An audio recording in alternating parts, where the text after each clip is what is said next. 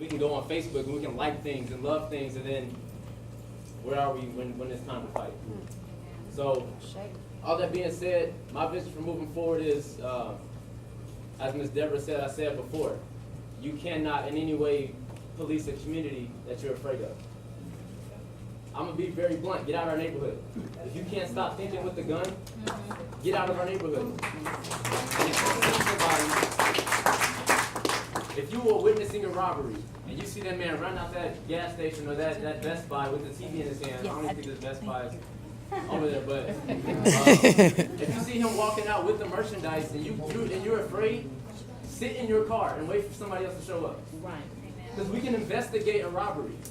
We can find the merchandise, we can find the perp, we can watch videos, but we can't investigate a dead body. There's no more he say, she say, the other side of the argument is dead. Right. So we need police reform.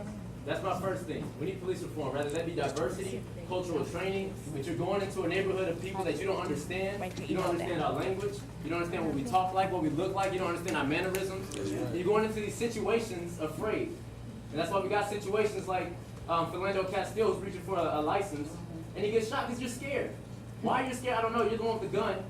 But actually, that's a systemic issue. I do know why you're scared. But anyways, that's why we end up in these situations like this. All that being said, also, somebody mentioned it earlier, City Hall.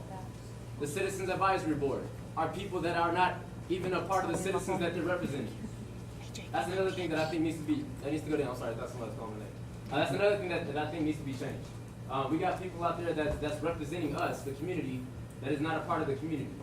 And so, all that being said, police reform, we need to get in those settings. Like Walter was saying, we need to vote people out. There's a lot of shadiness going on right now in our city. I think one of it is because we are we're a very huge growing city. By 2020, we're expected to be one of the great cities in America. And I think there's a lot of things that, because of that, San Antonio is trying to keep under wraps. Because they don't want us to know what's going on.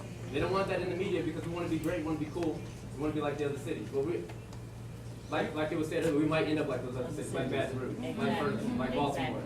Because I can guarantee you, when one thing goes wrong, this city is not as much different as we like to think they are.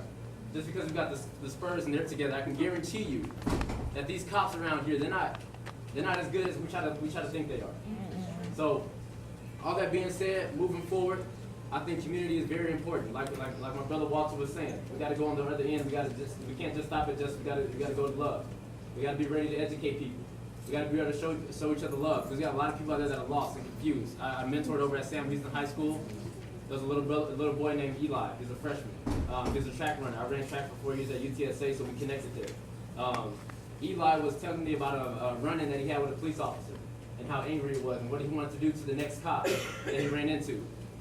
All I saw was Trayvon Martin